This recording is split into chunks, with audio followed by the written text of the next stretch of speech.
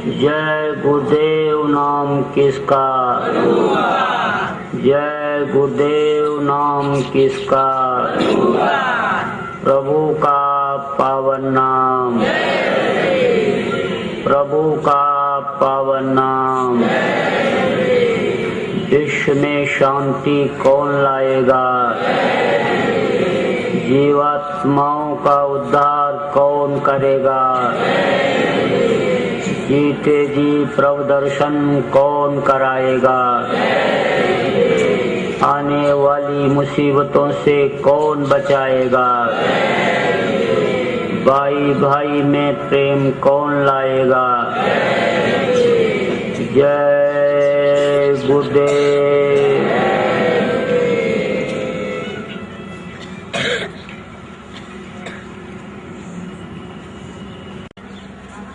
उसके एक लड़का था, जवानी में ही लड़का खत्म हो गया। बुढ़िया को लड़के से बड़ी आशाएं थी, लेकिन आशा पर पानी फिर गया। जब उसका शरीर छूटा तो बुढ़िया रोने चिल्लाने लगी और कहने लगी कि किसी भी कीमत पर कोई भी मेरे बच्चे को बचा ले। कई लोगों से गुहार लगाई तो लोगों ने कहा कि जब खत्म हो गया तो कैसे बचेगा। उसने कहा अगर लड़का नहीं बचा, जिंदा नहीं हुआ, तो मैं भी जान दे दूंगी, मर जाऊंगी। फिर किसी अनुभवी आदमी ने, बुजुर्ग ने कहा कि अच्छा तुम एक काम करो, संतों में बड़ी शक्ति होती है, संत को पावर होता है, वो सब कुछ कर सकते हैं। तो वो देखो पहाड़ी पर एक महात्मा रहते हैं, उनके पास तुम जाओ, वो तुम्हारे बच्चे को जिंदा कर सकते हैं।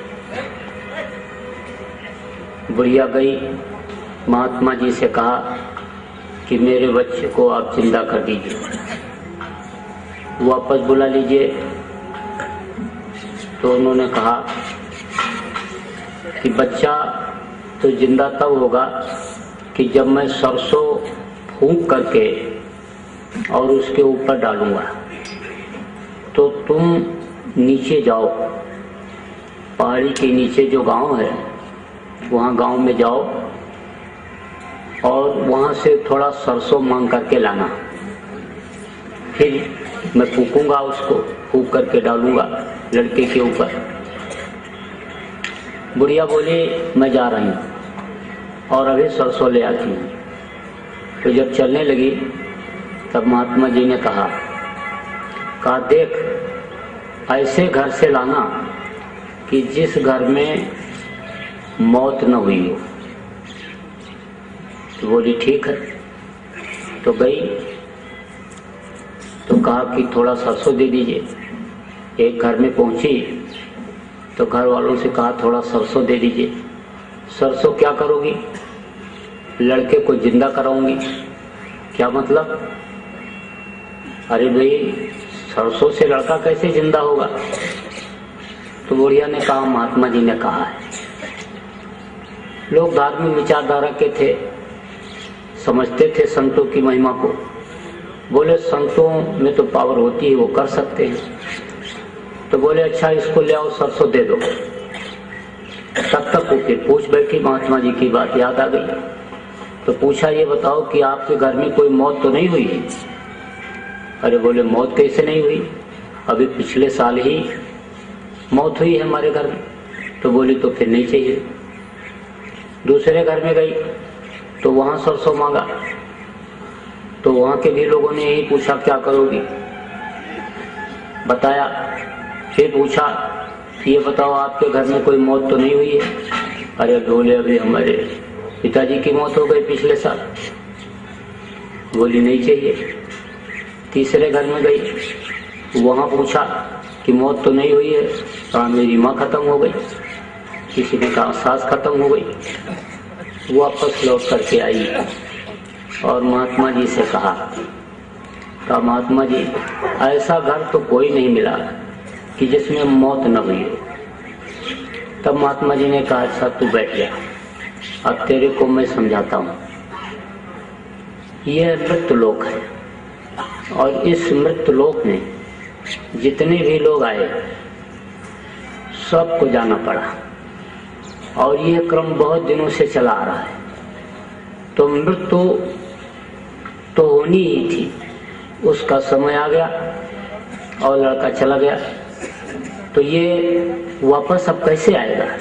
ये तो जो उसका विधान है उस विधान के अंतर्गत वो चला गया और जाना सबको है। तुम्हारे लिए वो कुछ दिन के लिए आया था, तुम्हारा लेन देन था, एक दूसरे का कर्जा था, वो अदा हो गया तो जाना पड़ेगा। तो ये मृत्युलोक है और मृत्युलोक में जो जो लोग आते हैं सबको जाना पड़ता है।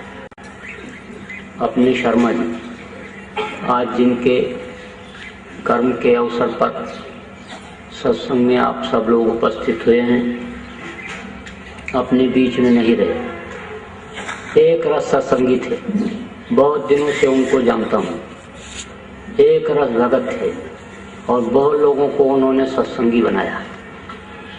सबसे मुख्य चीज तो ये रही कि अपने बच्चों को, परिवार वालों को सत्संगी बनाया, सत्संगी भाव में उनको रखा कि जिसका आज लाभ आप सब लोग उनके चले जाने के बाद उनके कर्म के अवसर पर सत्संग का ले रहे हो।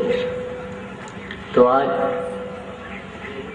2 मिनट के लिए उनके परिवार वालों को, परिवार वालों के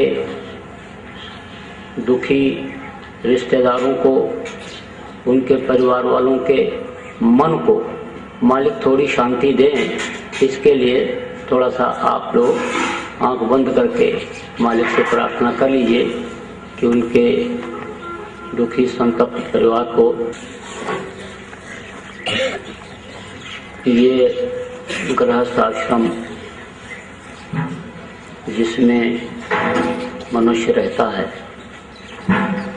उस गृहस्थ आश्रम में गमी और खुशी का कोई भी कार्यक्रम हो तो इसी तरह से पहले के समय में लोग कार्यक्रम आयोजित करते थे और सत्संग वचन कहते सुनते थे।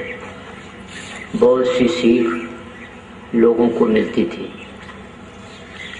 लोग इस चीज को समझने लगते थे कि खाने पीने और मौज मस्ती के लिए ही नहीं ये मनुष्य शरीर मिला है, बल्कि शरीर को चलाने वाली शक्ति जिसको जीवात्मा कहा गया, इसको अपने घर पहुंचाने के लिए मिला हुआ है। नरक में न जाना पड़े, 84 में न आना पड़े, इसके लिए मनुष्य शरीर मिला है। तो उससे मनुष्य शरीर से कुछ काम कर लेना चाहिए, क्योंकि जितने भी लोग इस मृत्युलोक में आए वो सब छोड़ करके चले गए। जाना सबको पड़ता है। राम जैसे भगवान, कृष्ण जैसे भगवान, मीरा, पलटू, नानक, दादू, मीरा जैसे संत आए, लेकिन उनको भी छोड़ करके जाना पड़ा। जितने भी संत इस धरती पर आए उन्होंने जीवों को अपनाया, रास्ता बताया, रास्ते पर चलाया और अगर कमजोर पड़े तो उंगली पकड़कर मंजिल तक भी पहुंचा दिया। किसी ने 7 को पकड़ा, किसी ने 5 को पकड़ा, किसी ने 10 को पकड़ा। इस तरह से जीवों को पकड़ करके निज घर पहुंचाया। उन्हीं में से एक नानक देव जी भी थे। 7 जीवों को उन्होंने पकड़ा। एक का कर्म खराब हो गया जिससे उसको नरक जाना पड़ा, तो नरक में गए उसको निकालने के लिए। और जब नरक में पहुंचे तो बोले कि निकल चल, मैं तुझको निकालने के लिए आया हूँ। तो नर्क में जितने भी जीव थे सबके लिए उसने आवाज लगा दिया, कहा कि मैं गुरु जी का अंगूठा पकड़ने जा रहा हूँ और तुम लोग मेरे पैर का अंगूठा पकड़ो, एक दूसरे का पकड़ते जाओ और निकल चलो, मौका अच्छा है, अब इतना अच्छा मौका फिर नहीं मिलेगा, नर्क में तुमको निकालने के लिए कोई आने वाला नहीं है। तो नानक जी ने कहा तुम ये क्या कर रहे हो? तो उसने कहा ठीक कर रहा हूँ, आप जैसे समर्थ संत नर्क में मेरे ऊपर दया करके मुझे निकालने के लिए आए और ये मेरे साथ अगर नहीं निकल पाए तो फिर इनको कौन निकालेगा। तो नानक जाए अंगूठा बोरा और सब जीवन का किया निबेरा, सबको पार कर दिया उन्होंने। एक बार पूरा नर्क नानक देव जी महाराज के समय पर पूरा खाली हो गया था, लेकिन मृतलोक में थे और मनुष्य शरीर में थे तो उनको भी छोड़ करके जाना पड़ा। वो भी मृतलोक से बाहर गए, तो जितने भी लोग आए सबको छोड़ करके जाना पड़ा। तो जब ऐसे ऐसे बलवान कि जिनके सामने वरुण कुबेर सुरेश समीरा रण समुद्र का नदीरा बड़े बड़े देवता नहीं ठहरते थे, उनको भी खाली करना पड़ा। ऐसे रावण को 6 महीने कांख में दबाए रहे राजा बलि, वो भी चले गए। वेणु जैसे दानी चले गए, दधीच जैसे दानी मनुष्य शरीर में थे जिन्होंने देवासुर संग्राम में अपने हड्डी का दान दे दिया था, उनको भी जाना पड़ा। तो हमको आपको भी जाना पड़ेगा। लेकिन अब ये विचार करने की जरूरत है कि जो जो लोग गए फिर वापस तो नहीं आए, कुछ समाचार हाल बताने के लिए नहीं आए, और विभिन्न तरीकों से गए, विभिन्न स्थानों पर उनकी आत्माएं गईं। जो जो गए बहुत नहीं आए, राजा रंग फकीर और कोई जात चढ़ पालकी, कोई बंधे जंजीर, कोई जंजीर में बंध करके जाता है, कोई पालकी पर चढ़ करके जाता है। जीवात्मा भी आदमी की, इंसान की कई तरह से निकलती है। जो संत होते हैं वो तो अपनी इच्छा अनुसार निकाल लेते हैं अपनी जीवात्मा को। जो साध होते हैं, अच्छे किस्म के लोग होते हैं, उनकी सुषुम्ना फोड़ करके निकलती है, किसी की आंख से निकलती है, किसी की मुंह से निकलती है, किसी की कान से निकलती है। और जो पापी कुकर्मी जीव होते हैं उनकी गुदा पाखाने पेशाब के रास्ते से निकलती है, तो बहुत तकलीफ होती है। ऐसे रास्ते से निकलने में बहुत तकलीफ होती है। तो ऐसे रास्ते से निकलती नहीं है, निकाली जाती है। तो जो निकाली जाती है तो उसमें कुछ प्रेत योनि में भी चली जाती है। तो जब प्रेत योनि में जाती है जीवात्मा, जबरदस्ती निकाली गई, बगैर टाइम के निकल गई, समय पूरा नहीं हुआ, बीच में ही चली गई, तो वो प्रेत योनि में चली जाती है। तो उसके लिए, उसके शांति के लिए ये सब कर्म किए जाते हैं।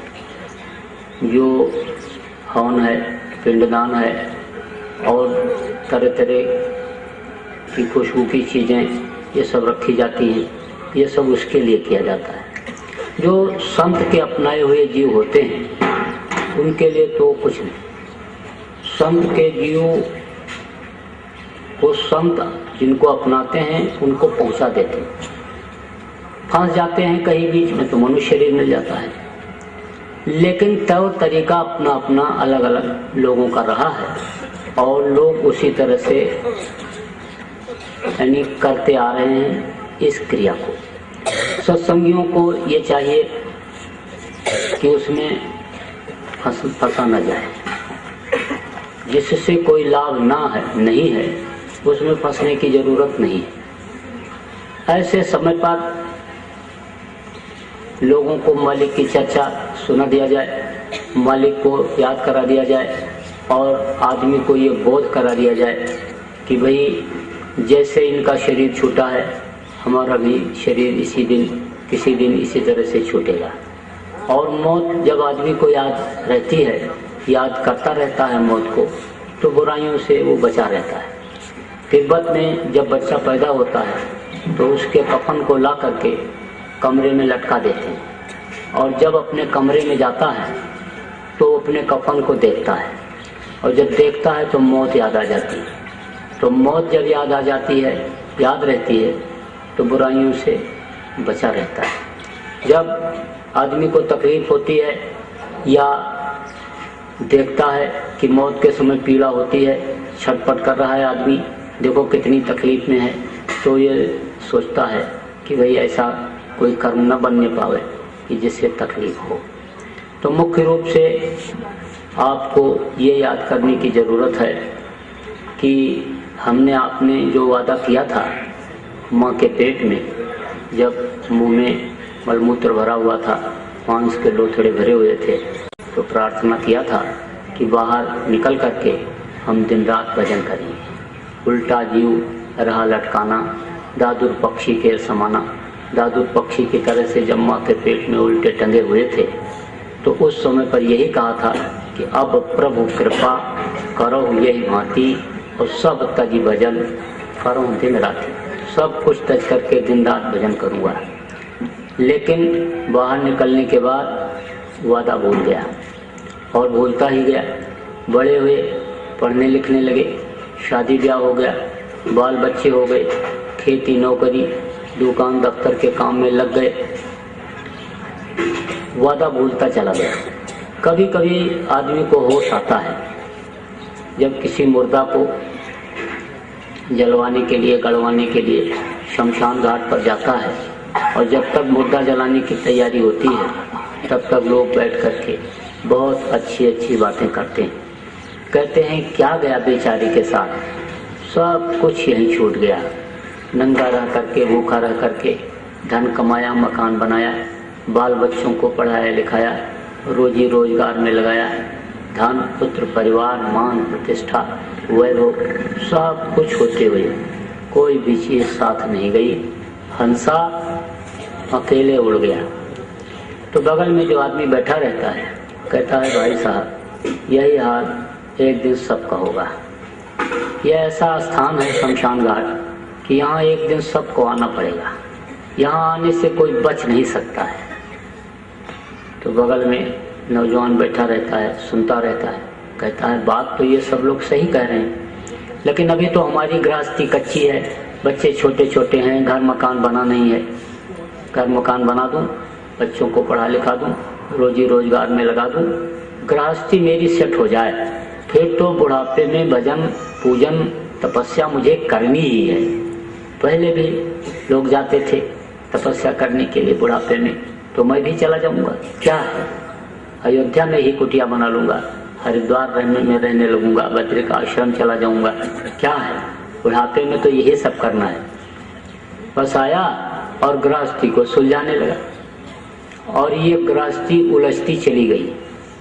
आज तक किसी की गृहस्थी सुलझी, किसी की नहीं सुलझी, और जितने सुलझाया उतने उलझती गई, और ऐसा फंसा कि निकल नहीं पा रहा है गृहस्थी से। बंदर को जानते हो कैसे पकड़ते हैं?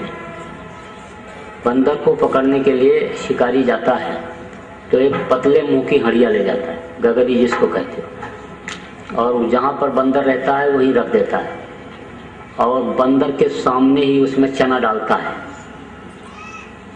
बंदर देखता रहता है कि गगरी में चना डाल रहा है, डाल करके चला जाता है।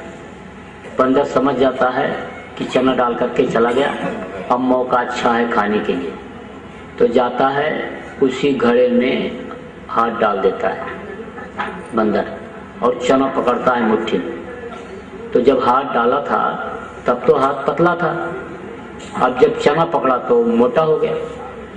अब निकालने की जब कोशिश करता है तो निकलता नहीं, ऊपर नीचे करता रहता, छू छू छू छू बोलता रहता है, लेकिन निकल नहीं पाता हाथ। अगर चना छोड़ दे तब तो हाथ निकल आवे, लेकिन चना के लालच में हाथ नहीं निकाल पा रहा है।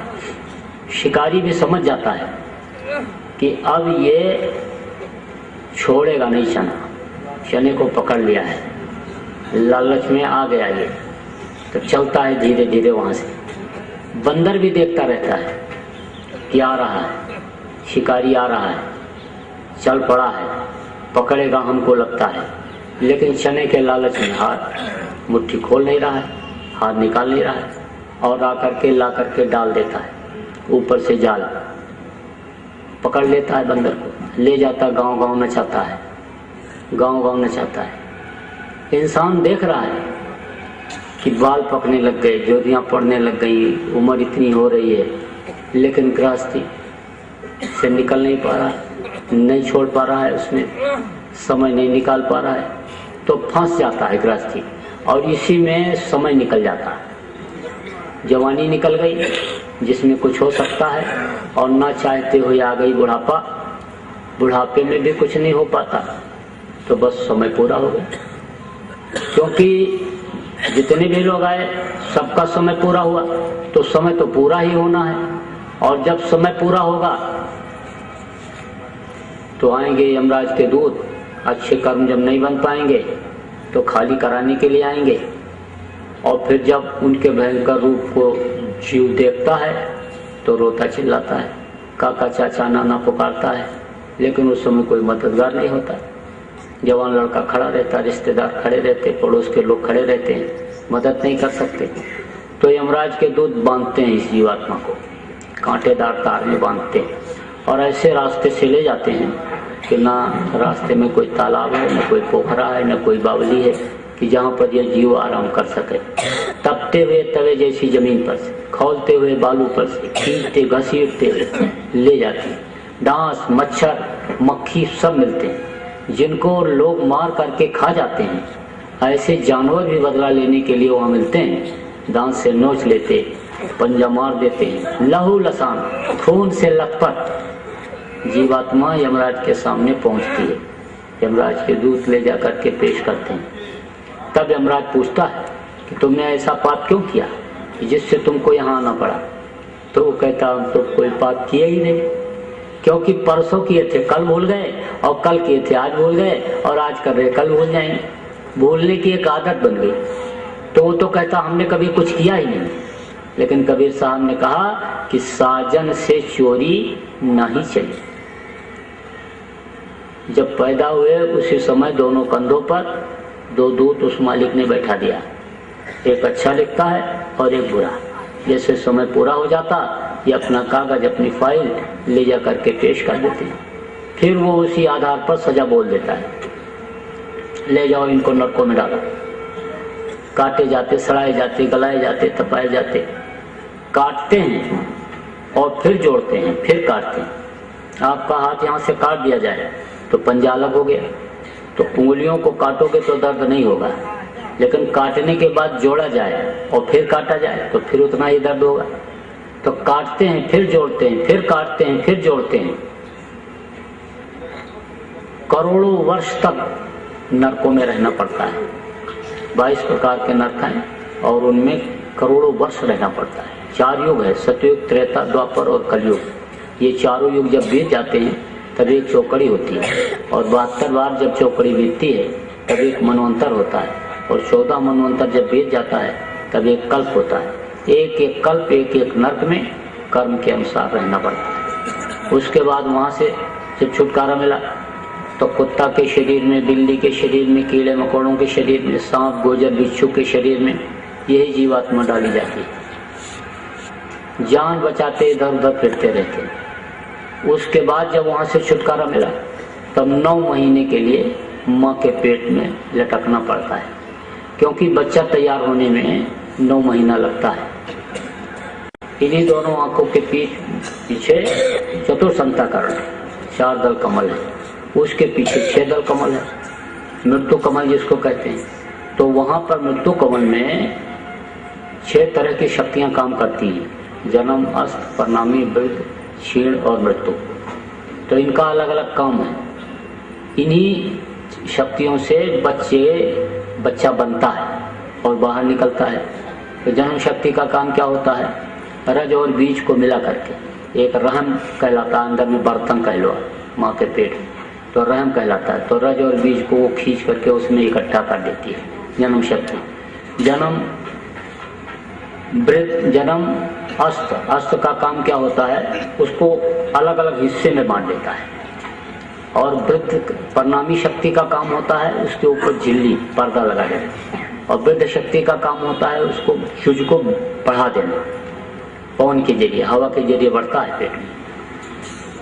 और वृद्ध और मृत्यु यानी शीड़ का काम होता है अंग बना देना। अब इनमें से जो शक्ति कुछ कम रह जाती है उसमें अंग विहीन हो जाता है। किसी का पंजा नहीं, इतना ही हाथ बना, किसी का पैर लंगड़ा रह गया, किसी की कोई शक्ति जब बढ़ाने वाली बढ़ गई तो हाथ में 5 उंगली की जगह 6 उंगली हो गई, कान एक और इधर निकल आता है। और मृत्यु शक्ति का काम होता है माँ के पेट से बच्चे को बाहर निकाल देना। तो इस तरह से ये शक्तियां होती हैं और 9 महीने में ये पिंड फिर बच्चा फिर तैयार होकर के माँ के पेट से बाहर निकलता है। तो बाहर निकले, 9 महीना वहां रहे और फिर उसके बाद फिर बाहर निकले। तो जन्मत मरत दूसरा दुख हुई। जन्मते वक्त और मरते वक्त भी तकलीफ बहुत होती है। तो जन्मते वक्त की तकलीफ झेला, मनुष्य शरीर मिला, लेकिन सदगुरु नहीं मिले, रास्ता बताने वाले नहीं मिले। तो अपने घर अभी तक पहुंचे ही नहीं पाए, क्योंकि ये मिट्टी और पत्थर का घर ये अपना घर नहीं। अपना घर अगर ये होने को होता तो बाप दादा यही कहते कहते न चले गए होते कि ये घर मेरा, ये घर मेरा, ये घर मेरा। ये अपना घर नहीं, अपना वतन, अपना घर अपने से बहुत दूर हो गया। और अपना घर जहाँ पर है वहाँ कोई गंदगी नहीं, कोई नापदान नहीं बहता, कोई नाली नहीं बहता। वहाँ तो सुंदरता ही सुंदरता है, खुशबू ही खुशबू है, आनंद ही आनंद है। जमीन नहीं है लेकिन महल बने हुए हैं, मणियों मोतियों से जड़ित वो महल दिखाई पड़ते हैं, कंगोरे दिखाई पड़ते हैं। वो अपना घर, अपना देश छोड़े हुए बहुत दिन हो गया। और जब से इस मृत्युलोक में आए, इस काल भगवान के देश में आए, तब से अभी तक वापस पहुंच नहीं पाए। तो गुरु महाराज ने, बाबा जय गुरुदेव जी महाराज ने यही तो कहा कितने करोड़ वर्ष बीत गए, कितने सतयुग, त्रेता, द्वापर, कलयुग, युग बीत गए और अभी तक तुम अपने घर नहीं पहुंच पाए।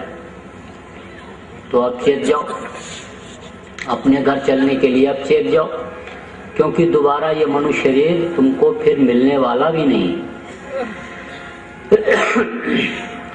और मनुष्य शरीर अगर नहीं मिला तो और किसी पशु या पक्षी के शरीर में, किसी जानवर के शरीर में से ऐसा कोई रास्ता नहीं गया है कि जिससे अपने घर तुम पहुंच पाओगे।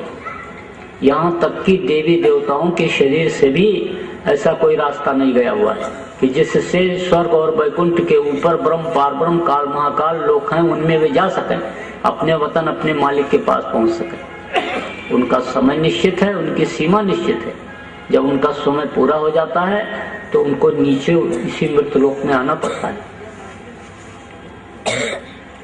संत क्या करते हैं, जीवों पर जब दया करते हैं और दया की दृष्टि सदगुरु जब अपने अपनाने वाले जीवों पर डालते हैं तो कर्मों को नष्ट करते हैं। अच्छे और बुरे दोनों कर्म ये जीव को पार नहीं करने देते हैं। आपने किसी को रोटी खिलाया, पानी पिला दिया,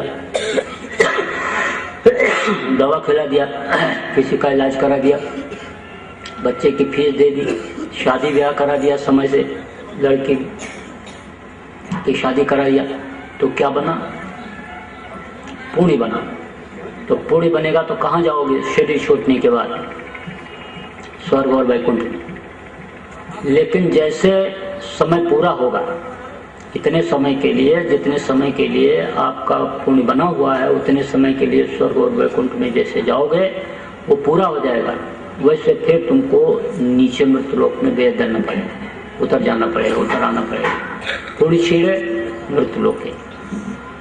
हाँ, ये जरूर है कि वहाँ के जो जीव होते हैं अच्छे अच्छे घरों में जन्म लेते हैं, राजा महाराजा के यहाँ, बड़े बड़े सेठ साहूकारों के यहाँ सम्मानित स्थान पर बैठाए जाते हैं, पंडित मुल्ला पुजारी मठ के मठाधीश बनाए जाते हैं, आश्रम के महंत बनाए जाते हैं।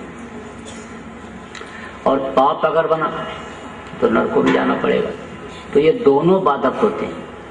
तो इसीलिए पाप पुण्य जब दोनों नाशे और तब पावे ममपुर वासे, तो वो दोनों को नष्ट करते हैं।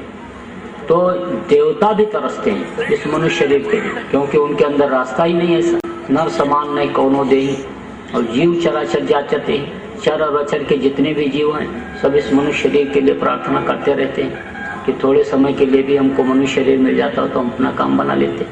तो यह साधना का घर है, पूजा का यह मंदिर है। साधन धाम मोक्ष का द्वारा, अब पाए न जे परलोक समारा, सो परत दुख पावई, सिर दुन दुन पछताएं और कालें कर्म ईश्वरें मिथ्या दोष लगाएं। पूजा का घर है, इन्हीं दोनों आंखों के बीच से रास्ता गया हुआ है।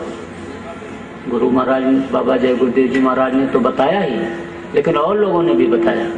कहा ऐन के अधर दो चश्म के बीच, ऐन माने ये चेहरा, ऐन के अधर दो चश्म के बीच, चश्म माने आंखें, आंखों के बीच में खशम को खोज, खशम माने पथ, परमात्मा की तलाश कर, जहाँ झलक तारा, जहाँ तारा झलकता है। ऋषि मुनियों ने कहा कि अंदर में प्रकाश है, हजरत मोहम्मद साहब ने कहा अंदर में रोशनी है, ईसा मसीह ने भी कहा if thine I be single thy whole body shall be full of light. लोगों ने अनुभव भी किया, देखा भी। अगर देखा ना होता तो ब्रह्मानंद कैसे लिखते? ब्रह्मानंद ने कहा कि अचरज देखा बारी साधो, अचरज देखा बारी रे, गगन बीच अमृत का कुआं, झरे सदा सुखकारी रे, पंग पुरुष चढ़े बिन सीढ़ी, पीवे भर भर जारी रे, अचरज देखा बारी साधो, अचरज देखा बारी रे। बिना भूमि एक महल बना है, तामे ज्योत अपारी, कोई हाइड्रोजन ट्यूबलाइट गैस बत्ती नहीं जल रही, लेकिन जर्रे जर्रे में रोशनी है। मकान में हर जगह पर प्रकाश, हर जगह पर रोशनी है। अंधा देख देख सुख पावे, बात बतावे सारी रे। आंख को बंद किया तो अंधे हो गए, लेकिन इन बाहरी आंखों को बंद करने पर अंतर में उजाला होता है और उस प्रकाश से वो चीज दिखाई पड़ती है। उन्होंने इस चीज को लिखा,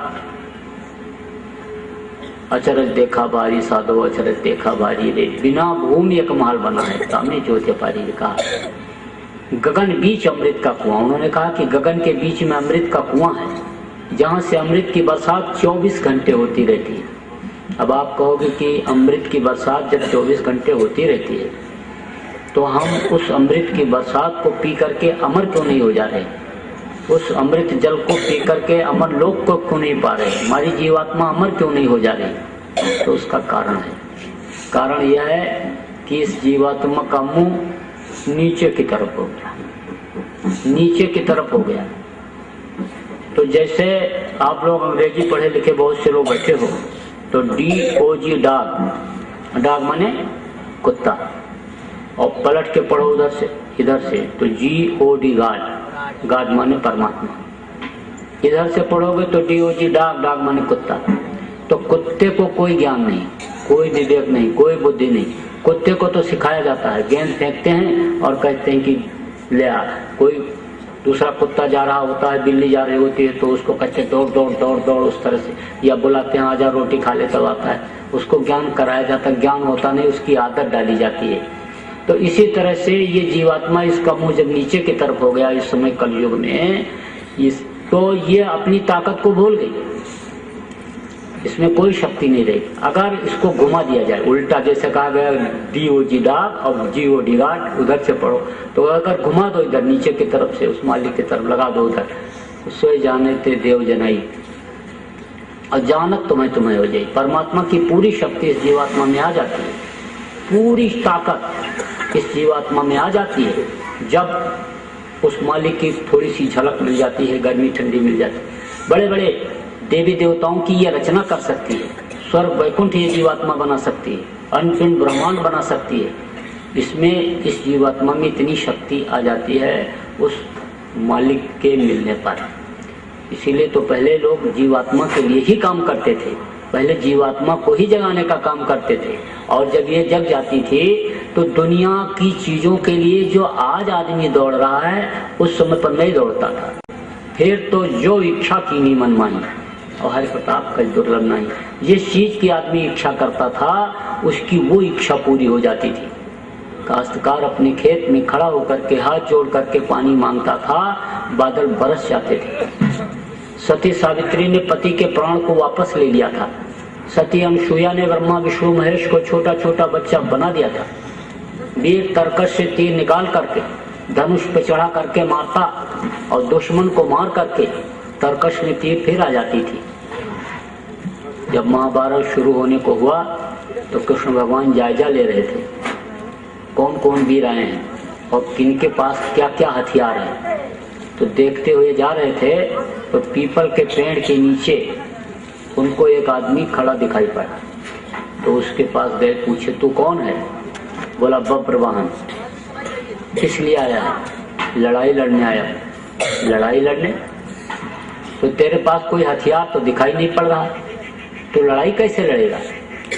तो उसके पास 3 तीर था, 3 बाण निकाला और कहा ये मेरे हथियार हैं। तो कृष्ण ने कहा इतना बड़ा महाभारत तू केवल 3 तीर से लड़ेगा? अरे बोला एक एक तीर मेरे कमाल दिखाएंगे। अच्छा क्या कमाल दिखाएंगे? तो उसने कहा देखो मैं एक तीर ये निकाल रहा हूँ और इसको अभी धनुष पे चढ़ा करके छोड़ता हूँ। पीपल के पेड़ के ऊपर जितने भी पत्ते हैं वो सब को नत्थी करेगा और बींध करके फिर आएगा। जमीन पर जितने पड़े हुए पत्ते हैं सूखे गीले सब को नत्थी करके और फिर मेरे पास आ जाएगा। तो बोले अच्छा ठीक है छोड़। तो छोड़ा उसने बाण। तो कृष्ण ने क्या किया, एक पत्ता तो ले लिया मुट्ठी में और दूसरे पत्ते को पैर से दबा दिया। अब जब उसने बाण छोड़ा तो वो बाण गया सारे पत्तों को नत्थी कर लिया, लगे हुए पत्तों को, और फिर नीचे जमीन पर आया, पड़े हुए पत्तों को नत्थी किया और नत्थी करके कृष्ण के पैर की तरफ बढ़ा। तब बब्रवाहन ने कहा पैर हटाओ नहीं तो पैर जख्मी हो जाएगा। तो पैर हटाया, उस पत्ते को नत्थी किया, फिर हाथ की तरफ बढ़ा। तब उसने कहा मुट्ठी खोलो नहीं तो हाथ भी जाएगा। तो उस पत्ते को भी नत्थी किया और नत्थी करके और फिर उसके तरकश में आ गया। तो कृष्ण ने कहा कि ये तो बहादुर है और इसके पास हथियार भी बड़े चोखे हैं। तो पूछा, कहा अच्छा ये बता कि तू लड़ेगा किसकी तरफ से?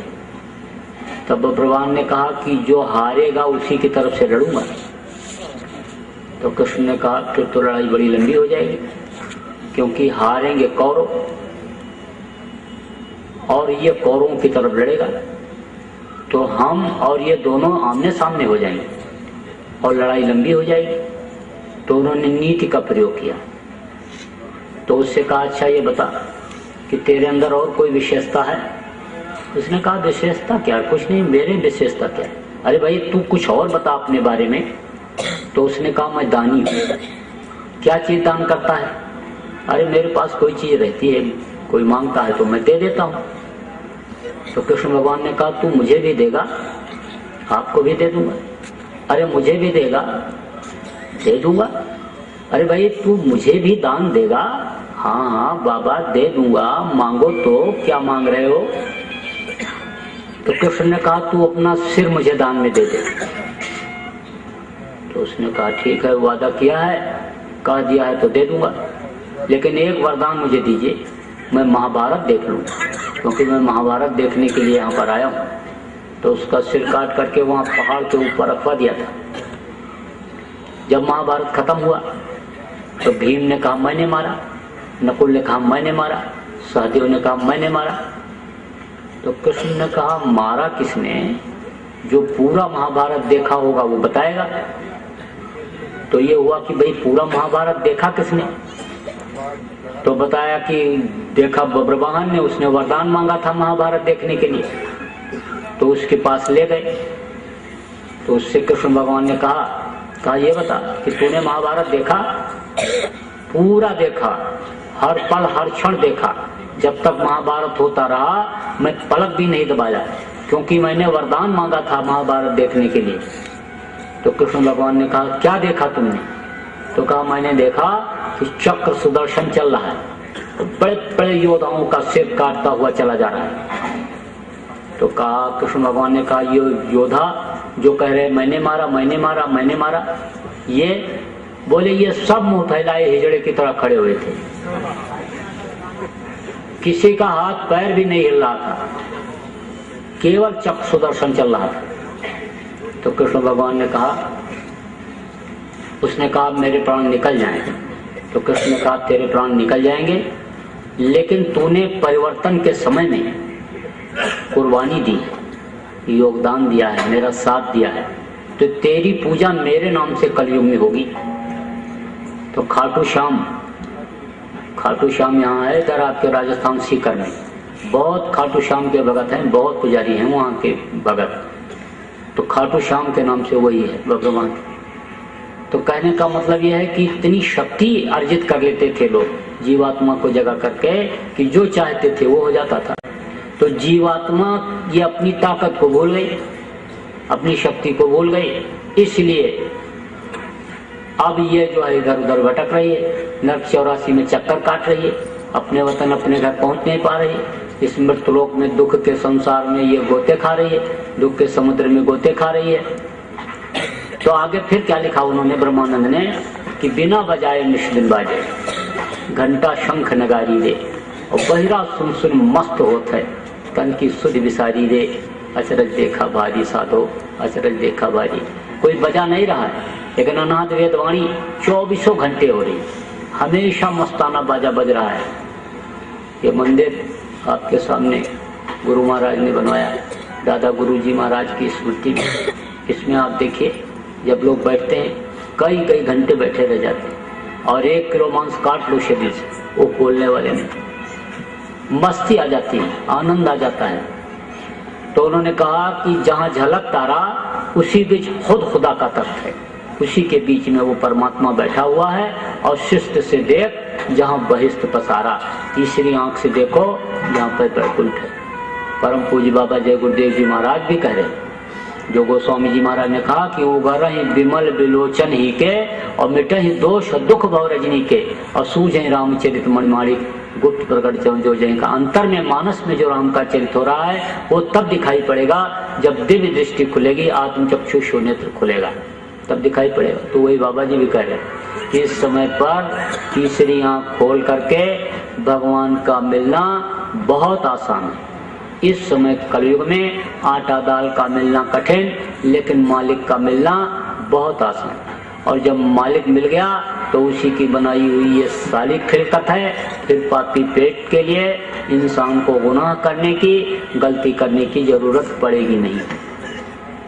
तो आप लोगों में से जीवात्मा के कल्याण का, अपने घर पहुंचाने का रास्ता जिनको नहीं मिला, आप लोग ले लीजिए। बाबा जी दे रहे, बांट रहे हैं, इस समय दान में दे रहे हैं। कोई ये जरूरी नहीं है कि आगे चल करके फिर वो इसी तरह से उदारता बरतें और दें। कोई दिन के लिए बीच में तबीयत खराब हो गई तो बंद कर दिया, तो लोग रोते हुए तड़पते हुए चले गए वापस। कितनी तड़प लोगों में देखी गई।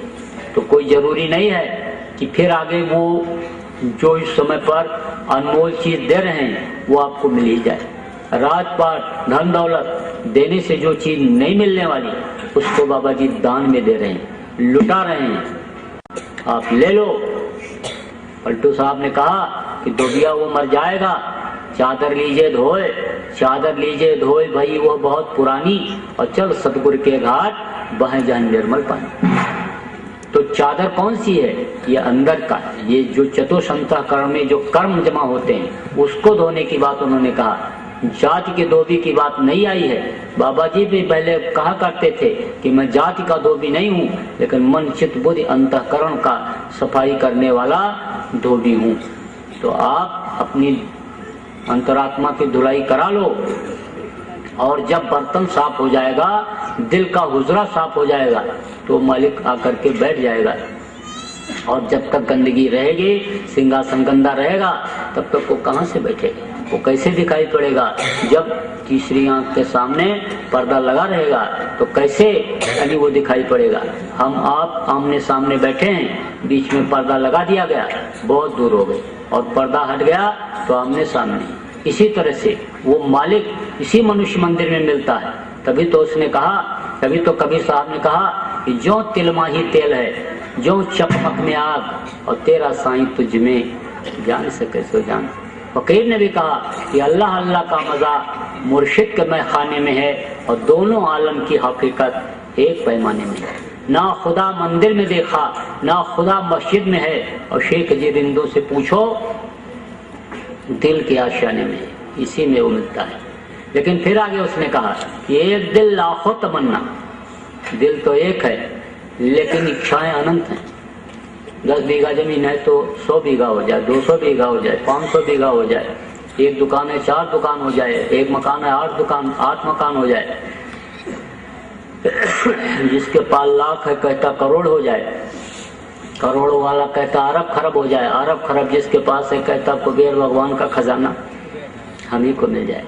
तो एक दिल लाखों तमन्ना, उस पे फिर इतनी हविश, फिर ठिकाना है कहाँ उसको बिठाने के लिए।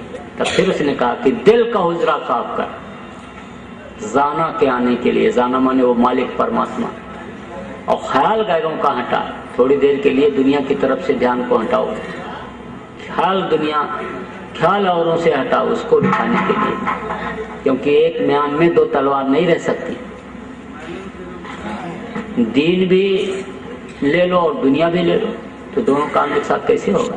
लेकिन दीन को अगर पालो, मालिक को पालो, तो दुनिया तो अपने आप मिलेगी। तो आप जिनको रास्ता नहीं मिला, आप रास्ता ले लो।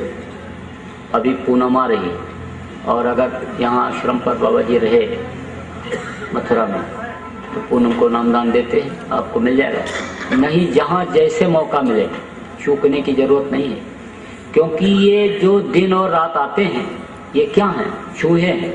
ये उम्र को काट करके खत्म कर दे रहे हैं। माँ कहती मेरा बेटा 10 साल का हो, आज उसका जन्मदिन है, पूरी मिठाई बनाओ, खाओ, खिलाओ।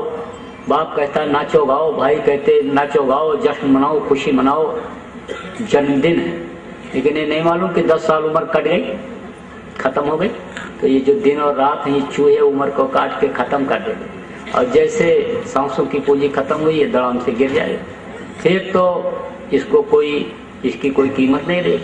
और जानवरों की, पशु पक्षियों के यानी मृतक शरीर की कीमत रहती है, लेकिन आदमी के, मानुष के काम कोई काम नहीं आया तो ये किसी काम का नहीं रह जाता। 2 घंटे भी घर में नहीं रहने देते, कहते जल्दी करो, निकालो, नहीं तो मिट्टी खराब हो जाएगी। और अब समय वो निकल गया कि बाप के सामने लड़का मर जाता था तो राजा से हिसाब हो जाता था कि बाप बैठा है, लड़का खत्म क्यों हो गया। अब तो इस वक्त पर आदमी घर से निकले, कोई गारंटी नहीं है कि 2 घंटे के बाद अपने घर में ठीक ठाक वापस आ जाएगा। अकाल मृत्यु जग माही व्यापक प्रजा बहुत मरे। तो ऐसे समय में आत्मा के लिए कुछ करना जरूरी है। और आप लोग जिनको, बहुत से लोगों को नामदान मिल गया, आप लोग भजन करो, नियमित रूप से करो। जो गुरु महाराज ने कहा 1 घंटा सुबह अपने अपने घरों में समय निकालो, तो आप नियमित रूप से समय निकालो, और शाम के समय एक जगह इकट्ठा हो जाओ। गांव में, मोहल्ले में, किसी दिन किसी के यहाँ, दूसरे दिन दूसरे के यहाँ, तीसरे दिन तीसरे के यहाँ इकट्ठा हो गए, और वहाँ एक प्रार्थना बोले, और आधा घंटा ध्यान, आधा घंटा भजन कर लिया। आश्रम पर आप जो लोग रहते हो, यहाँ सुबह शाम प्रार्थना ध्यान भजन का कार्यक्रम वो चलता है, आप उसमें जरूर शरीक हुआ करो, बैठा करो, घाट पर जरूर बैठो। बैठोगे तो पार करने वाले को भी दया आ जाएगी, पार कर देगा। और बैठोगे ही नहीं, आलसी कर जाओगे, तो कैसे बात बनेगी। तो खेल खेल में भी बात बन जाती है। जैसे सिनेमा की रील चलती है, ऐसे कर्मों की रील चलती है। तो कभी तो बहुत अच्छे भाव रहते हैं कि अरे भजन कर लिया जाए, क्या है जीवन में पता नहीं कब आँख बंद हो जाए। अब उसके बाद में अब ये जो सतोगुणी रील चल रही है, अब उसके बाद रजोगुणी रील आई। रजोगुणी रील आ गई तो बस थोड़ा रजाई और सरकाए, बोले सुबह उठ जाएंगे 4 बजे तो जरूर करेंगे, उठ जाएंगे। अब बस लेट गए। थोड़ी देर लेटे रहे, तब तक तमोगुणी रील आ गई। बस याद आ गया किसी ने गाली दिया था 10 साल पहले, अब उसके ऊपर गुस्सा करने लगे। अब कहे अब मिल जाता तो मार देता। अब प्लानिंग करने लग गए कि मारेंगे, अब तो बदला लेंगे। तब तक फिर सतोगुणी रील आ गई, अरे मारेंगे तो मारेगा वो भी, और मार दिया कहीं मर गया तो मानव हत्या का पाप लगेगा, ये हो। तो इसी तरह से रील ये चलती रही। इसी तरह से सतोगुणी भाव रहा और उसमें मन थोड़ी देर के लिए अगर रुक गया तो उतने में ही काम हो जाता है। इसलिए बैठना जरूर चाहिए, अभ्यास जरूर करना चाहिए, और मन चंचल ये न हो उसके लिए थोड़ा सा खान पान में परहेज रखना चाहिए। इधर उधर खाने पीने से कर्म आ जाता है। और शाकाहारी की जो शिक्षा गुरु महाराज दे रहे हैं उस शिक्षा को तो आप लोग गांठ में बांध लो। शाकाहारी रहना ही है जीवन में, और अगर कहीं मांसाहार का सेवन किया तो जान करके जो गलती करता है उसको बहुत सख्त सजा मिलती है। अब आप इस बात को समझो कि उत्तम कुल पुलस्त का नाती, और शिव बिरज उत्तम कुल पुलस्त ऋषि का नाती था। सोने की लंका थी, 4 वेद 6 शास्त्र और 18 पुराण का जानकार था। बड़े बड़े देवता उसके सामने नहीं ठहरते थे, वरुण कुबेर सूर्य समीरा, रण समुद्र का नदीरा। लेकिन उसको राक्षस कहा गया। किसको? रावण। क्यों राक्षस कहा गया और क्यों उसका सर्वनाश हुआ? मांस खाता था, शराब पीता था, और दूसरे की माँ बहन बहू को गलत नजर देखता था, इसीलिए उसका सर्वनाश हो गया। 1 लाख पूत 1.25 लाख नाती, और तो रावण कर दिया नंबर, एक भी नहीं बचा, सब चले गए। तो अब आप इस बात को समझो कि जब वो नहीं बचा तो उसका कर्म करने वालों का क्या हाल होगा। तो उस बुराई से तो हमेशा दूर रहना। ऐसे नशे का सेवन मत करना कि जिससे माँ बहन बहू बेटी की पहचान आंखों से खत्म हो जाती है। इस बात को आप लोग गांठ में बांधो। और शराब में तो 1000 बुराई, 1000 बुराई। एक बार, अरे जल्दी तो नहीं है, अरे भूख तो नहीं लगी, तो फिर खा के आए हो गए। थोड़ा ठीक है, तो टाइम है, थोड़ा सुना देते हैं जब सब लोग कह रहे हैं।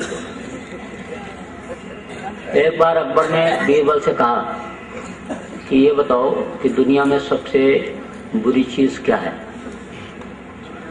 तो बीरबल ने कहा कि आप हमको थोड़ा मौका दीजिए तो हम आपको बताएंगे। बोले ठीक है। तो अकबर के महल के पीछे एक बगीचा था। बगीचे में उन्होंने एक मंदिर बनवाया जिसमें 4 दरवाजे लगवाए। 1 नंबर दरवाजे पर एक सिपाही को तलवार लेकर के खड़ा कर दिया और एक छोटे से बच्चे को बैठा दिया।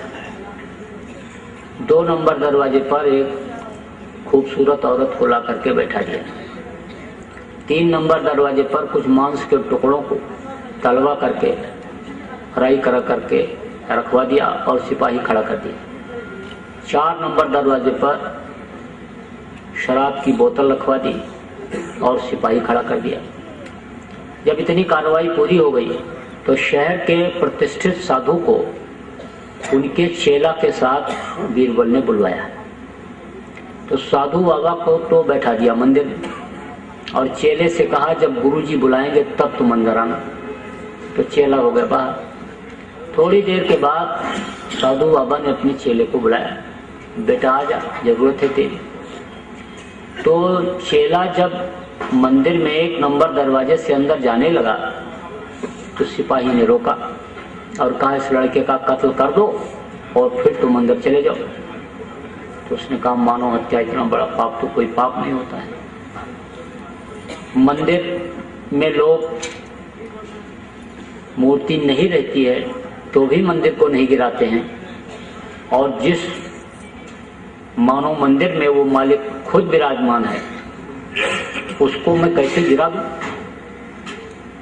ये मेरे से नहीं होगा।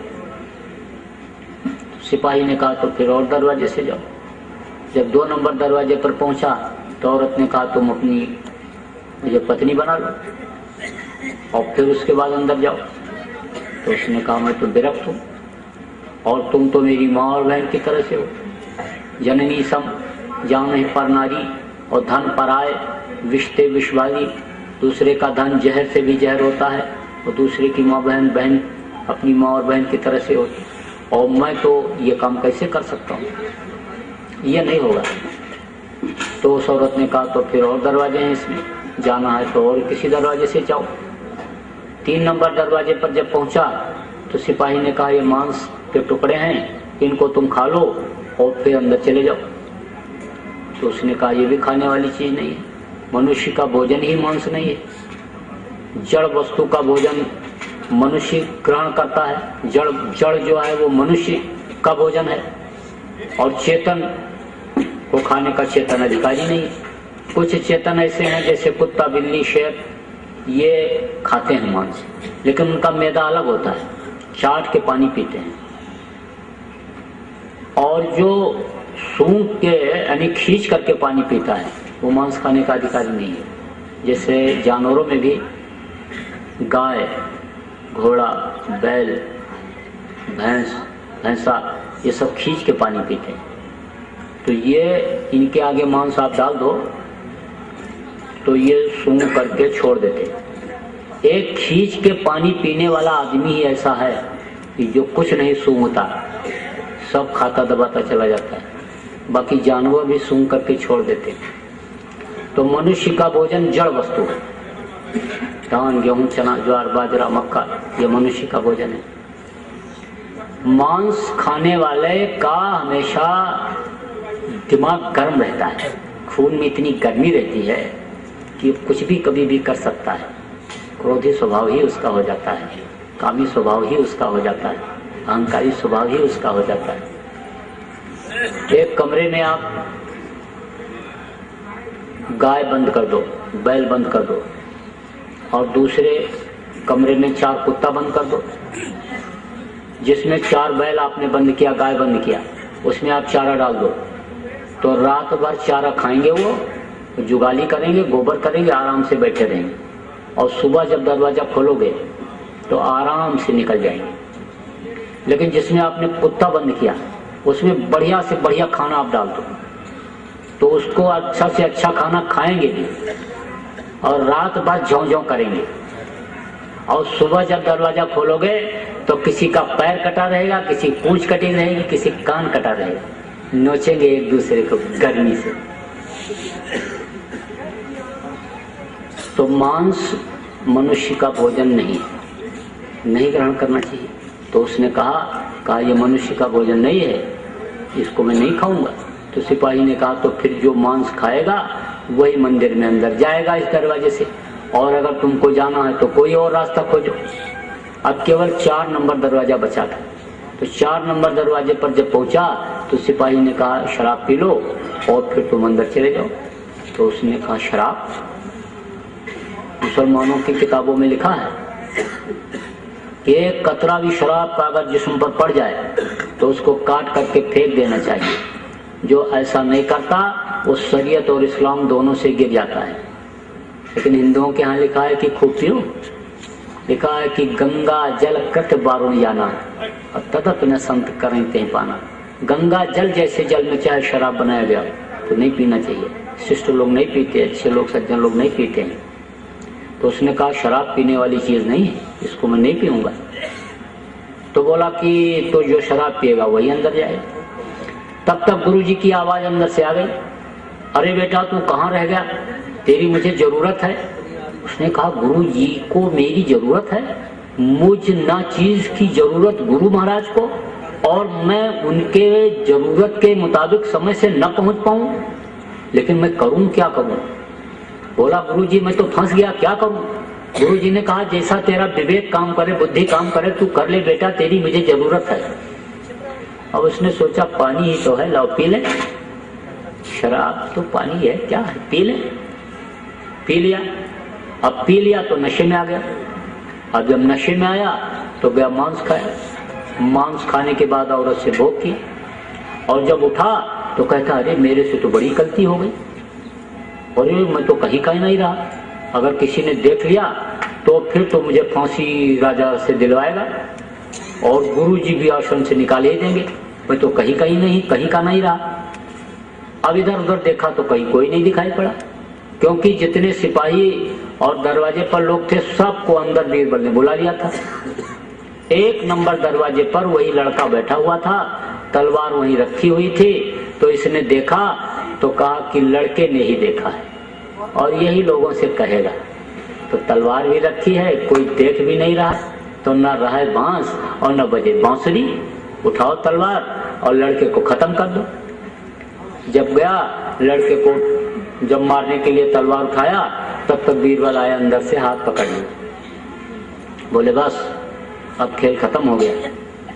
अकबर से बीरबल ने कहा हुजूर आपने देखा? बोले देखा तो सब, लेकिन समझ में बात नहीं आई। तब बीरबल ने कहा कि हुजूर एक दफा आपने मेरे से ये पूछा था कि सबसे बुरी चीज दुनिया में क्या है, तो सबसे बुरी चीज है शराब। जो शराब पीता, मांस खाता, व्यभिचार करता, खून कत्ल करता, जमीन जायदाद बेचता, वादा खिलाफी करता है, 1000 बुराई शराब। इसलिए आप लोगों में से अगर सोहबत के असर से किसी को पीने की आदत भी बन गई हो तो आज दान में दे दो हमको, आज संकल्प बना लो, छूट जाएगा। संकल्प में बहुत बड़ी शक्ति होती है, संकल्प ही कार्य को पूरा करता है। जब संकल्प बनाया भगत सिंह ने, चंद्रशेखर, अशफाकुल्लाह खां, राजेंद्र लाड़ी ने कि हमको देश को आजाद कराना है, तो संकल्प ने देश को आजाद कराया। बदले में चाहे उनको फांसी का फंदा ही क्यों न मिला, लेकिन देश आजाद हो गया। जब संकल्प बनाया हनुमान ने कि हमको धर्म की स्थापना करवानी है, तो जब लंका में गए और पूंछ में आग लगाया जाने को हुआ तो तनिक नहीं घबराए। राम काज कीने बिना मोह कहाँ विश्राम। तो जो उनका संकल्प था राम काज कीने बिना मोह कहाँ विश्राम, मिश्री के अंदर रस्सी पड़ी रहती है, टुकड़ा पड़ा रहता है बांस का, वो भी मिश्री के भाव बिकता है। 400 रुपया किलो मिठाई दुकान से खरीदो तो दुकानदार डिब्बे में रख करके 400 रुपया के भाव उस डिब्बे को भी तोल देता है, क्योंकि डिब्बे में मिठाई रहती है। तो इसी तरह से संग का असर होता है। इसीलिए कहा गया बुरे का संग नहीं करना चाहिए। संग किसका करना चाहिए? साध संग मोहि देव नित, परम गुरु दाता, साध का संग करो, परमार्थी का संग करो। खराब मन जिसका हो, मन मलिन वाले का साथ न करो। आप परमार्थ करना चाहते हो, आपके मन में है, लेकिन उसने बीच में बाधा डाल दिया, तो उस परमार्थ से आप महरूम रह जाओगे। इसलिए मन मलिन वाले का भी साथ करो। हमेशा इस चीज का ध्यान रखो कि शरीर से अच्छा काम बुरा ना हो। किसी को अगर कोई भूखा दुखा आ जाए, उसको भूख लगी है तो रोटी खिला दें, प्यासे को पानी पिला दें, दूसरे के खाने वाले का फैलावें नहीं। हमेशा मेहनत और मजदूरी पर आप सब लोग भरोसा रखो, प्रारब्ध पर भरोसा रखो।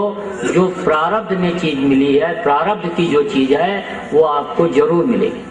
और संतों के शरण में जो आ जाते हैं, संतों के ऊपर निर्भर हो जाते हैं, उनके प्रारब्ध में जो चीज नहीं होती है वो भी मिलती है।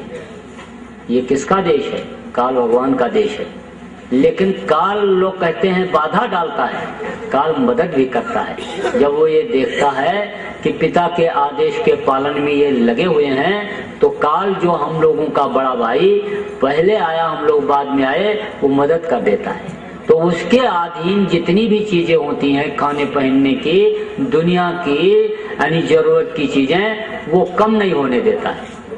भक्ति आ जाए, गुरु के आदेश के पालन में भगत लगा रहे तो रोटी की कमी नहीं होगी। भगत अगर भूखा सो जाएगा तो काल से हिसाब हो जाएगा कि भगत भूखा कैसे सो गया।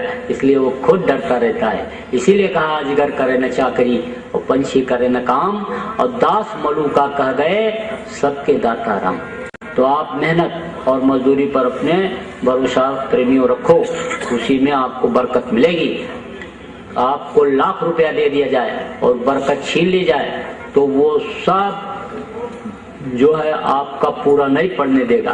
बरकत जो छिनेगी वो पूरा नहीं पड़ने देगी। और बरकत अगर मिल जाए, थोड़ा ही रहे, तो उसी में आपका गृहस्थी का काम चल जाएगा। इसीलिए लोग पहले के समय में दशमांश गुरु का निकालते थे। तनख्वाह पाते ही दशमांश निकाल करके गुरु के लिए रख देता था गृहस्थ।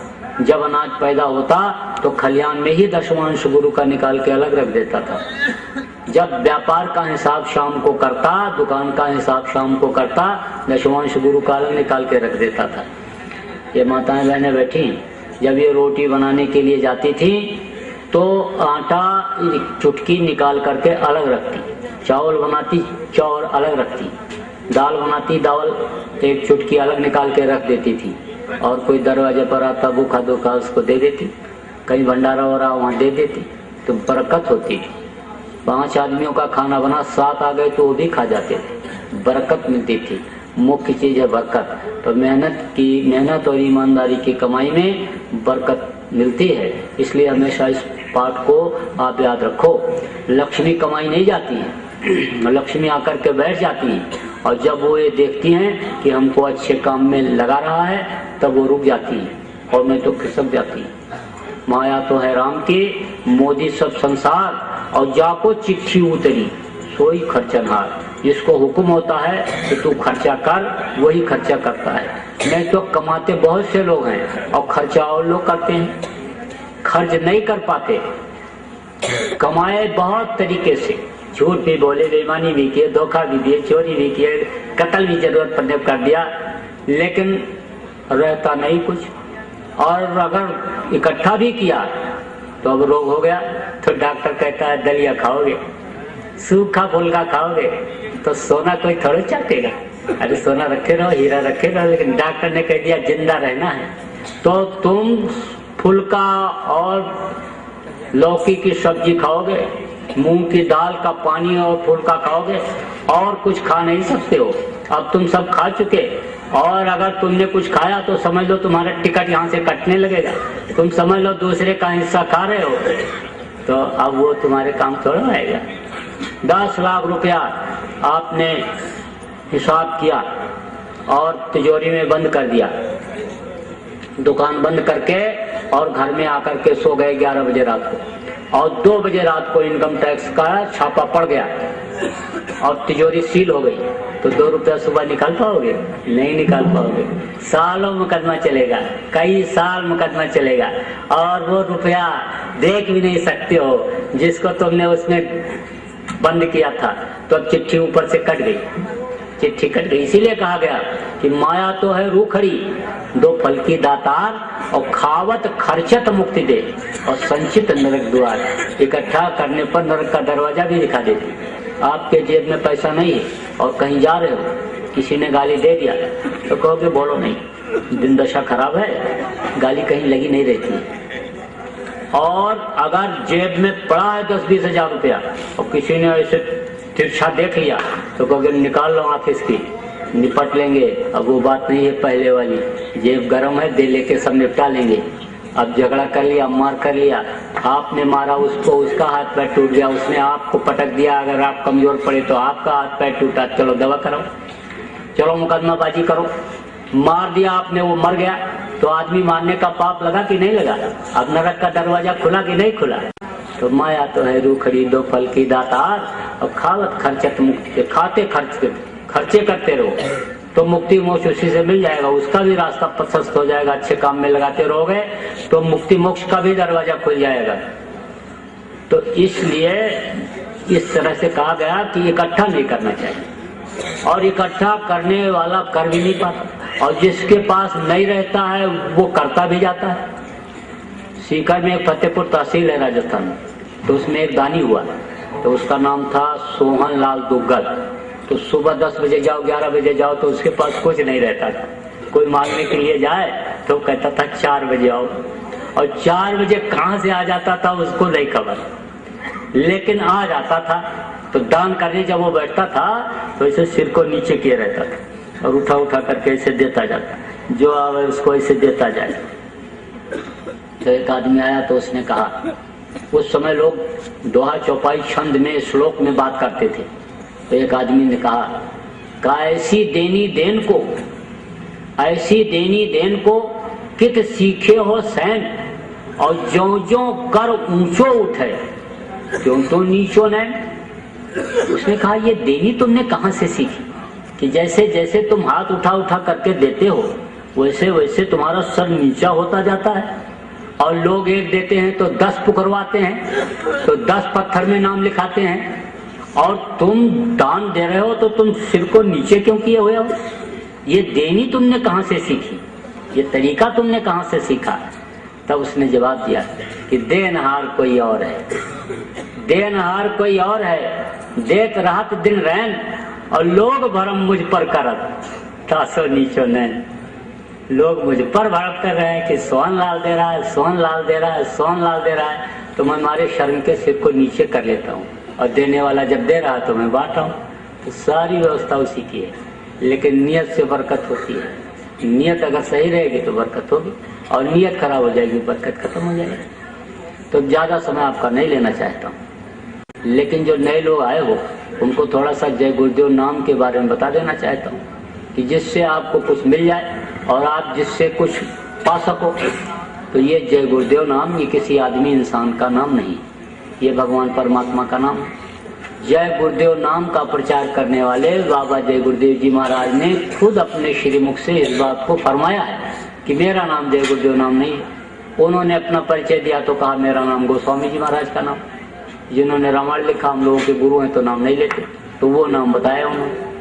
और 109 वर्ष की उन्हीं उम्र बताते और कहते मेरा अपना कोई बच्चा नहीं, लेकिन तुमको मैं आध्यात्मिक दृष्टिकोण से अपना बच्चा मानता हूँ और तुम्हारे लिए ही मैं 109 वर्ष की उम्र में इतनी मेहनत भी कर रहा हूँ। तो जब वो अपना परिचय देते हैं तो इस तरह से बताते हैं मथुरा में आश्रम है और पूरे हिंदुस्तान में जय गुरुदेव नाम प्रभु का है, उसका मैं प्रचार करता हूँ।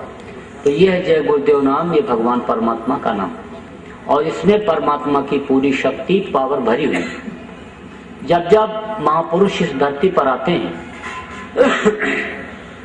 तो वे एक नाम को जगाते हैं। जैसे त्रेता में जब भगवान राम आए थे तो उन्होंने राम नाम जगा करके यानी राम नाम में शक्ति भर दिया था। आपको याद होगा कि जब लंका पर विजय प्राप्त करने के लिए भगवान राम जा रहे थे तो समुद्र में पुल बनाने की जरूरत पड़ी थी।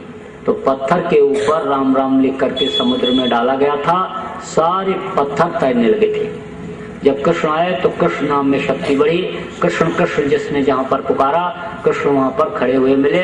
द्रौपदी को उबारा, ग्राह को, तमाम ऐसे उदाहरण मिल रहे हैं। त्रेता और द्वापर के पहले सतयुग था। सतयुग में गुरु की पूजा होती थी और गुरु नाम में शक्ति थी, गुरु नाम से ही उद्धार होता था। उसी गुरु नाम को बाबा जय गुरुदेव जी महाराज ने जगा लिया और गुरु के पहले जय लगाया। जा माने जयमान, या माने जो, जयमान माने जो हमेशा रहे। तो हमेशा कौन रहता है? गुरु। गुरु बिन भव निधि तरे न कोई, जो वीरन शंकर समोई।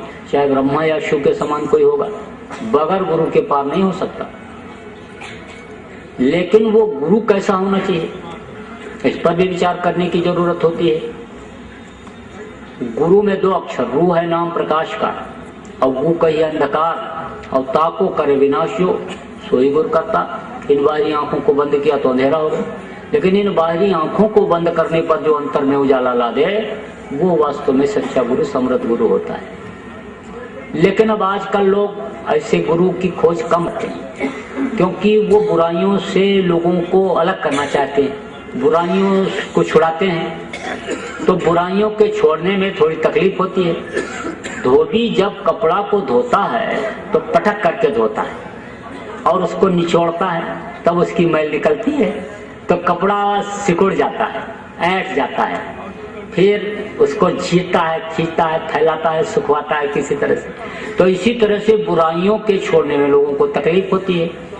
अब उनको ये नहीं मालूम है कि पैर में बच्चे के फोड़ा अगर हो गया तो फोड़े को अगर काट करके उसमें दवा नहीं भरवाएंगे तो नासुर बन जाएगा, लेकिन फोड़े का जब ऑपरेशन होगा तो बच्चा रोएगा, चिल्लाएगा, पैर तो पकड़ना ही पड़ेगा। इस चीज को नहीं सोचते हैं कि दवा भरना जरूरी है, नहीं तो नासुर बनेगा। बस ये देखते हैं कि बस सरल हो, आसान हो, कोई बुराई न छोड़ना पड़े, वो काम होना चाहिए, वैसा गुरु होना चाहिए। तो सचिव वैद्य को 3 जो और प्रिय बोले भयास और राज धर्म तन 3 कर हुए के घे नाश। अगर मीठा गुरु बोला, मीठी बात किया तो समझ लो धर्म चला जाएगा। और सचिव वैद्य राजा का जो सचिव यानी राजा का जो मंत्री है, राजा की मुंह देखी बात करे, राजा को सही सलाह न दे तो समझ लो राज खत्म हो जाएगा। और वैद्य मरीज के मुताबिक अगर उसको खाने पीने को बता दे जैसी उसकी इच्छा करती रहती है तो समझ लो शरीर खत्म हो जाएगा, रोग बढ़ता जाएगा। लेकिन अब लोग उनको पसंद करते हैं कि जो बुराइयों से ना अलग करें। एक आदमी जा रहा था तो रामायण की चौपाई बज रही थी, गुरु बिन भाव निधि तरह न कोई, और जो विरंच शंकर सम हुई। तो उसने कहा ब्रह्मा और शिव के समान कोई होगा, लेकिन बगैर गुरु के नहीं पार हो सकता, तो गुरु करना बहुत जरूरी हो गया। थोड़ी दूर और आगे बढ़ा तो कबीर साहब की वाणी पढ़ी जा रही थी, निगुरा मुझको ना मिले पापी मिले हजार, यक निगुरे के शीश पर लख पापी का भार। लाख पापियों का बोझा निगुरा के सिर पर होता है, तो मुझे तो गुरु अब करना पड़ेगा, नहीं तो मैं अपना पाप तो ढो ही नहीं सकता, लाख पापियों का बोझा कैसे ढो पाऊंगा। सोचने लगा कि मंदिर के पुजारी को गुरु बनाऊं, कि मठ के मठाधीश को गुरु बनाऊं, कि आश्रम के महंत को गुरु बनाऊं। गुरु बनाऊं किसको बनाऊं, सोचता हुआ जा ही रहा था, तब तक उधर से दंड कमंडल लटकाए हुए साधु बाबा आ रहे थे। मोड़ मुड़ाया, खाने को जब नहीं मिलता कहते मोड़ मुड़ाओ, कपड़ा बदलो, चलो। नारी मुई घर सत्यानाशी, और मूल मुड़ाए भैया सन्यासी, कहते हम सन्यासी बन जाओ। मूल मुड़ाए 3 गुण, सिरकी मिजे खाद। मूल मुड़ाए 3 गुण, सिरकी मिजे मिटे खाद, और बनी बनाई रोटी मिले, और लोग कहे महाराज। तो मुड़ाए हुए उधर से आ रहे थे, तो उनको देखा, पैर छुआ, तो कहा कि महाराज आप हमारे गुरु बन जाओ। तो वो तो खोज ही रहे थे कोई चेला मिले कि जिसको मूड़ूं। बोले देखो मंत्र तो मैं दे दूंगा, लेकिन यह है कि सामान तुमको सब लाना पड़ेगा, लोटा धोती लंगोटी अनाज बिस्तर फल फूल मेवा जो कुछ लगता है वो सब लाना पड़ेगा। उसने कहा सामान तो सब मैं ले आऊंगा, लेकिन महाराज मुझको कोई ऐसा मंत्र दे दो कि जिससे बड़े आदमियों की सोसाइटी हमारी न छूटे, क्योंकि मैं बड़े आदमियों के बीच में रहता हूँ। तो सुबह उठ करके 4 अंडे का तो नाश्ता करता हूँ, 2 किलो मांस खाता हूँ, 3-4 बोतल शराब पी जाता हूँ, चोरी व्यभिचार खून कत्ल दंड फंद सब काम मुझे करना पड़ता है। तो हमको कोई ऐसा मंत्र दो कि हमारा यह भी चलता रहे और वो भी चलता रहे। तो उस अंधे गुरु ने कहा, जिसकी तीसरी आंख नहीं खुली हुई है अंदर की, उसने कहा अरे तू घबराता क्यों है, तेरे लिए तो मैं बाईपास रास्ता निकाल दूंगा। तुझको मैं शंकर जी का मंत्र दे दूंगा। शंकर जी भी गांजा पीते थे, भांग खाते थे। अब उसको यही नहीं पता कि शंकर जी गांजा पीते थे, भांग खाते थे या जहर पी लिए थे। शंकर जी न गांजा पीते थे न भांग खाते थे, वो तो गंजेड़ियों ने गांजा पीने से पहले बम बम बम बोल करके शंकर जी को बदनाम कर दिया। तो शंकर जी का मंत्र दे दिया। अब उसने कहा कि चलो पूजा करने के लिए भगवान खरीद लाना। तो भगवान खरीदने गया, तो राम भगवान, कृष्ण भगवान, शंकर भगवान, विष्णु भगवान सबका फोटो कैलेंडर खरीद करके ले आया। अब उस कैलेंडर में फोटो किसका छपा है? फिल्मी दुनिया के कलाकार का, जो राम बन करके बैठ गया, कृष्ण बन करके बैठ गया, शंकर बन करके बैठ गया, उसका फोटो उसमें छपा है। नशेड़ियों का फोटो छप जाता है। रामलीला हो रही थी तो राम सीता हनुमान की झांकी सजी हुई थी, बैठे हुए थे, लोग देख करके दर्शन करके मुग्ध हो रहे थे, कैमरामैन फोटो खींच रहे थे। समय पूरा हो गया, पर्दा गिर गया, राम सीता हनुमान स्टेज पर पीछे गए बैठ गए। दूसरे दृश्य की सजावट हो गई। तो दूसरा दृश्य जब दिखाया जाने को हुआ तो मैनेजर ने पर्दा खींचने वाले से कहा पर्दा खींच। तो उसने गलती से 2 पर्दा एक साथ खींच दिया। तो पब्लिक आगे का भी दृश्य देख रही है और पीछे राम सीता हनुमान जो बैठे हैं वो भी दिखाई पड़ रहे हैं। तो क्या देखा लोगों ने कि रामचंद्र जी बैठे खैनी तंबाकू मल रहे हैं और सीता जी बैठी बीड़ी पी रही है। तो ऐसे ही लोगों का फोटो खिंच गया और कैलेंडर छप गया। अब वो उन्हीं के पैर पर मत्था पटक रहा है। फिर सुबह सोचा कि अब पूजा करने मंदिर में नहीं जाएंगे तो लोग कहेंगे नास्तिक का नास्तिक रह गए। तो सुबह थाली में फूल पत्ते रख लिया और रख करके पहुंच गया वहां मंदिर के दरवाजे पर। जब मंदिर के दरवाजे पर पहुंचा तो बोला मैंने बड़ी गलती किया, जो मैं ये नया वाला जूता पहन करके आ गया। मंदिर के दरवाजे से जूते अक्सर गायब हो जाते हैं और मेरा जूता अगर चला गया तो 1200 रुपया चला जाएगा। तो उसका मन कहाँ लग गया? जूता में। तो फूल चढ़ाया तो घूम के जूता देख लिया, अच्छा चढ़ाया तो जूता देख लिया, प्रसाद चढ़ाया तो जूता देख लिया, अगरबत्ती जलाया तो जूता देख लिया। जब आरती करके थाली जमीन में रख दिया और स्तुति करने के लिए खड़ा हुआ तो कहता है तमेव माता च पिता तमेव। तब तक मन लग गया जूते में। तो जूते को देख कर कहता है तमेव बंधु च सखा तमेव। अब फिर घूमा मूर्ति की तरफ तो कहता है तमेव विद्या च दगड़म तमेव। तब तक फिर लग गया जूते में मन तो कहता है तमेव सर्वम मम देव देवा। जूते को देख के तमेव सर्वम मम देव देवा। तो कहा गया बड़े बड़े पंडित जोर लगाया और नहीं भूत मन वश में आया। लाख करो तदबीर प्यारे गुरु बिना, है सोना मनुष्य शरीर प्यारे गुरु बिना।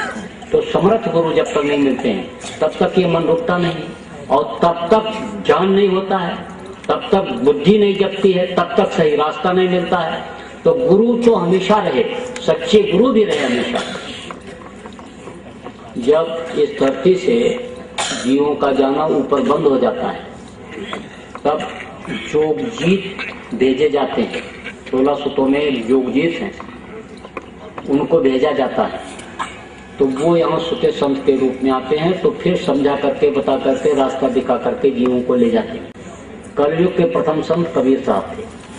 तो कबीर साहब की पहले खुल गई थी आँख, लेकिन वो एक दिन गए रामानंद जी महाराज के पास। तो रामानंद जी महाराज का जो आश्रम था वहां पर सवर्ण लोग ही जाते थे और इनको चुलाहा कहते थे लोग, मलक्ष कहते थे कबीर साहब। तो इनको जाने नहीं देते थे, कहते थे कि अपवित्र हो जाएगा, स्थान यहाँ नहीं आने पाते थे ये। लेकिन जब ये एक दिन गए तो दूर खड़े थे दरवाजे पर और रामानंद जी महाराज अपना माला खोज रहे थे सुमिरली। काफी देर से परेशान थे तो कबीर साहब वहीं से बोले, अरे गुरुजी आपका माला वहां रखा है, आप बहुत देर से परेशान हो, ले लो। तो उन्होंने देखा माला वहीं रखा जहां कबीर बोले थे। तो एक तो होता है, एक होती है विद्वता, विद्वान होते हैं, और एक होता है ज्ञान। तो हिंदी पढ़ लो, अंग्रेजी पढ़ लो, उर्दू फारसी का ज्ञान खूब अर्जित कर लो, दुनिया की जानकारी कर लो, हर क्षेत्र की जानकारी कर लो, तो आप क्या रहोगे? विद्वान रहोगे। लेकिन एक होता है ज्ञानी, जिसकी अंदर की आंख खुल जाती है, इन्हीं दोनों आंखों के बीच की तीसरी आंख खुल जाती है और अंतर का बोध हो जाता है। वो अंतर में ही बैठ करके दुनिया की सारी चीजों को देख लेता है, उसको ज्ञानी कहते हैं। मसी कागज ने कलम गई नहीं हाथ, उस पर आज लोग रिसर्च कर रहे हैं, पीएचडी कर रहे हैं। तो वो ज्ञानी थे। कौन? कबीर साहब। और ये रामानंद जी विद्वान थे। तो उन्होंने किताब में ये पढ़ा था कि तीसरी आंख अगर किसी की खुल जाए तो वो कहीं भी बैठ करके हर चीज को देख सकता है। तो उनको ये विश्वास हो गया कि कबीर की तीसरी आंख खुली हुई है, तभी तो माला को वहां से देख लिया, सामने भी नहीं है, बहुत दूर है और वहीं से बता रहा है, तो उसकी आंख खुली हुई। तो उन्होंने कहा हम अब इसको अपना गुरु बनाएंगे। तो गए और कबीर को इसे चिपका लिया रामानंद जी ने और बोले बोलो किस लिए आए हो? तो कबीर ने कहा आपको गुरु बनाने के लिए। तो ऐसे तो ये बड़ी चिंता में हो गए कि मैं तो इनको बनाना चाहता था और ये मुझे गुरु बनाने के लिए कह रहे हैं। तब फिर उन्होंने कहा आखिर अब तुमको क्या जरूरत है गुरु बनाने की? तुम्हारी तो पहले से खुली हुई है, तीसरी आंख, थर्ड आई, आत्मचक्षु तुम्हारा पहले से खुला हुआ है, तो अब तुमको क्या जरूरत है गुरु बनाने की? तब उन्होंने कहा कि गुरु की मर्यादा रखने के लिए, गुरु का अस्तित्व न समाप्त हो जाए, गुरु का नाम न खत्म हो जाए, इसलिए आपको गुरु बनाना चाहता हूं। तब भी रामानंद जी को संतोष नहीं हुआ। तो रामानंद जी ने कहा कि आखिर मेरा क्या होगा जब तुम मेरे गुरु बन जाओगे तो मेरा क्या होगा। तब कबीर साहब ने कहा कि इस जन्म में आप मेरे गुरु रहोगे, अगले जन्म में आपको पार कर दूंगा। तो गुरु हमेशा रहे, इसलिए बाबा जी ने जय लगाया।